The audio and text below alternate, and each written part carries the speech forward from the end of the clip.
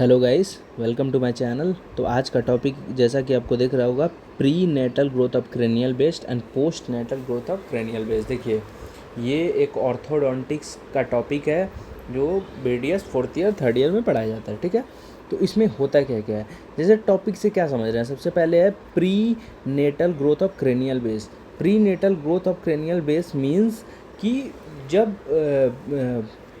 Mother के warm में baby है तो उस समय कैसे ग्रोथ होता है क्रेनियम का, मतलब ब्रेन एरिया का।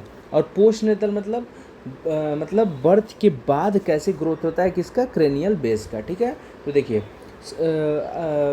हम लोग ने पहले जाना है कि पहले कार्टिलेज होता है और कार्टिलेज रिप्लेस करता है। पहले कार्टिलेज होता है, फिर वो किसको रिप्लेस करता है, बोन को। Cartilage is replaced by bone. तो अगर स्टार्टिंग का अगर कोई पूछे कि prenatal growth of cranial base में क्या होता है, तो वो क्या होता है, पहले कार्टिलेज होता है। ठीक है, जिसको क्या कहता है, एंडोकॉन्ड्रल ऑसिफिकेशन। ठीक है, पहले डिफरेंसेस समझिए कि आखिर हम लोग जो टॉपिक पढ़ रहे हैं उसमें क्या क्या अंतर है। जैसे प्री नेटल की बात करें तो उसमें एंडोकॉन्ड्रल ऑसिफिकेशन होता है। यही पोस्ट नेटल की बात करें तो उसमें भी एंडोकॉन्ड्रियल ऑसिफिकेशन होता है प्लस सरफेस रिमॉडलिंग होता है। ठीक है, और जो प्री नेटल होता है उसमें रैपिड फीटल ग्रोथ होता है और उसमें क्या होता है, पोस्ट नेटल में स्लोअर ग्रोथ। ठीक है, बर्थ के बाद बहुत धीमी धीमी गति से ग्रोथ होता है। और बर्थ के पहले जब बेबी मदर के यूटेरस में रहता है तो ज़्यादा ग्रोथ होता है। ठीक है, तो ये बेसिक्स पॉइंट होंगे जो आपको समझ में आएगा कि टॉपिक क्या है। ठीक है, अब देखिए प्री नेटल क्रेनियल बेस। अब हम लोग पढ़ेंगे तो इसमें क्या स्लाइड में लिखा था, earliest evidence of the formation of the cranial base is seen in the post hour late somatic phase. 4 से 8th वीक तक इंट्रा यूटराइन लाइफ में 4th से 8वें वीक तक स्टार्ट हो जाता है। ठीक है, during this late somatic period mesenchymal tissue derive from primitive streak neural crest and occipital condense around the developing end. ठीक है, अब ये न्यूरल ऑसिपिटल ब्रेन कहाँ होता है, सबसे पीछे वाला हिस्सा। ठीक है, तो वहाँ पे मतलब ऑसिफिकेशन कॉन्ड्रियल मतलब कार्टिलेज का फॉर्मेशन शुरू हो जाएगा शुरू में। ठीक है, उसके बाद क्या है, from around the 40th day मतलब 40वां दिन the ectomesenchymal capsule is slowly covered by cartilage. ठीक है, ये आपको डे याद रखना होगा, तो रखिए, बहुत इंपॉर्टेंट नहीं है।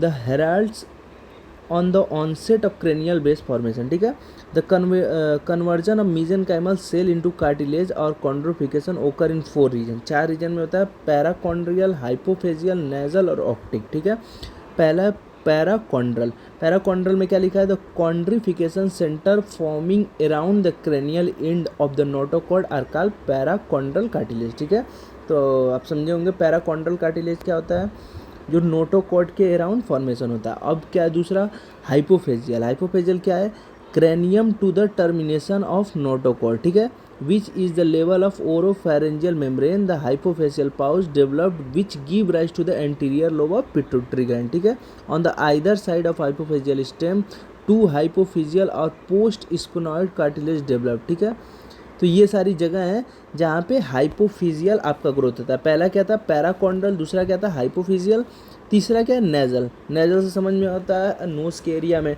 तो क्या है, nasal septum appear to be the primary factor of the displacement of naso maxillary complex. देखिए, हम लोग पर ऑर्थोडोंटिक्स किस में, BDS में। तो हम लोग को चीज़ें रिलेट करनी है कि आखिर इसमें इनके डेवलपमेंट से मैक्सिला पे क्या असर पड़ रहा है, मैंडिबल पे क्या असर पड़ रहा है, because we have to deal with those things only. nasal septum in fetal life. In prenatal life, nasal septum cartilage lies behind the cranium base cartilage.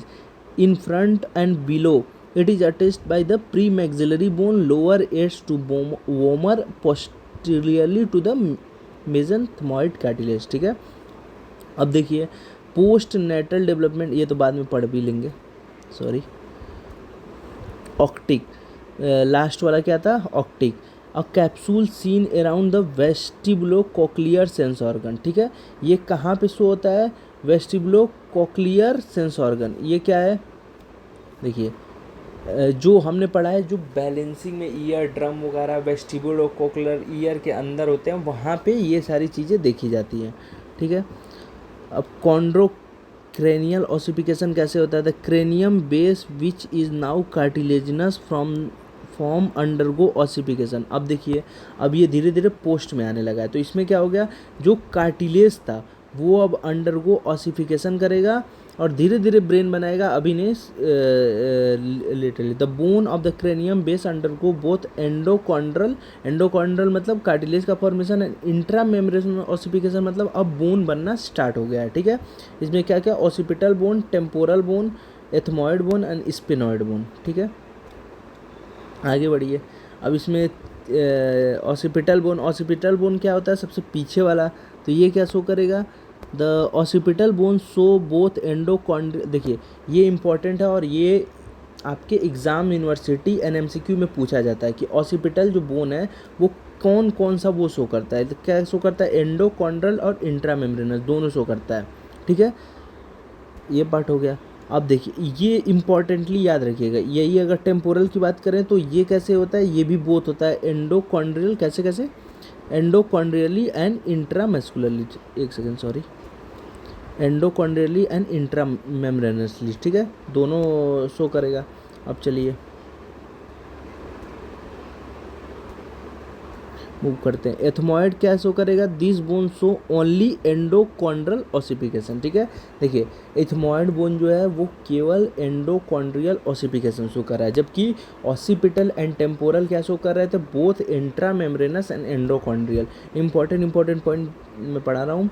अब देखिए स्पिनॉइड बोन, द बोन इसमें भी तो 3 बोन इंट्रा मेम्ब्रेनसली और एंडोकॉन्ड्रियली show कर रहे हैं, कौन कौन, स्पिनॉइड, इथमॉइड, स्पिनॉइड, टेम्पोरल और ऑसिपिटल। और इथमॉइड क्या शो कर रहा है, केवल एंडोकॉन्ड्रल ऑसिफिकेशन। अब आगे बढ़िए, ये तो उतना इम्पोर्टेंट नहीं है। ये देखिए ये दिखा रहा है कि कैसे बेंड हो जाता है, क्या, cranial base arrow indicating the direction of the foramen magnum. पहले ऐसे था फिर ऐसे, ये पहले ऐसे था फिर ऐसे हो गया, ठीक है।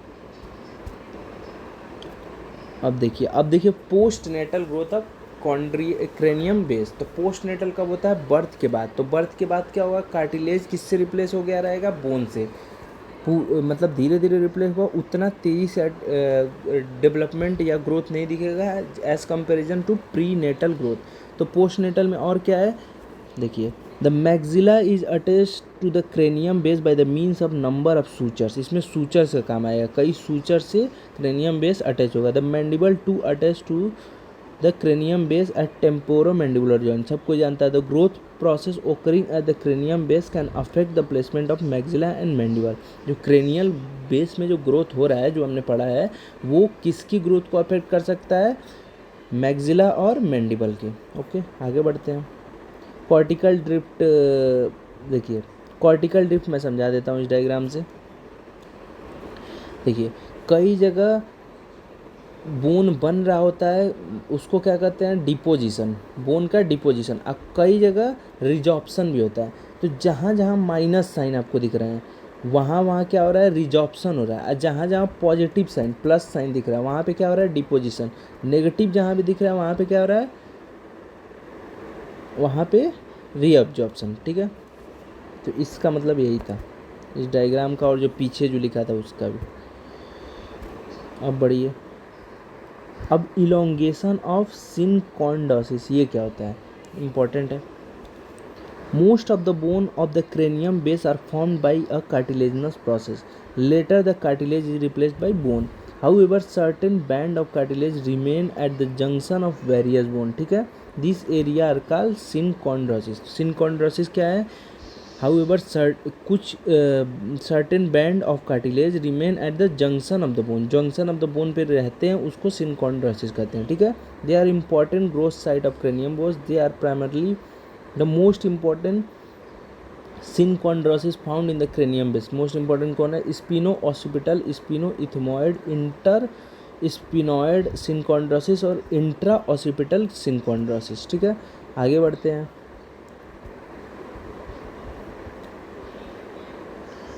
अब ये स्पिनो ऑसिपिटल सिनकॉन्ड्रोसिस कैसे होता है, स्पिनॉइड कैसे होता है, ये कैसे होता है, वो कैसे होता है, ठीक है।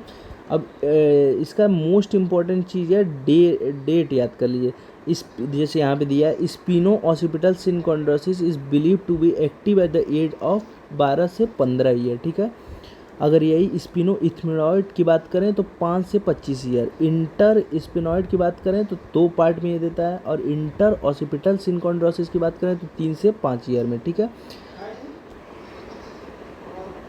अब ये देखिए दिखाया है कि सुचरल ग्रोथ कैसे होता है। Cranium base as a number of bone that join to form one mean, एक जगह वो ज्वाइन करके फॉर्म करते हैं, उसको सुचर्स कहते हैं, ठीक है। तो आज के लिए इतना ही, होप करता हूँ आपको समझ में होगा। Thank you guys, thank you so much.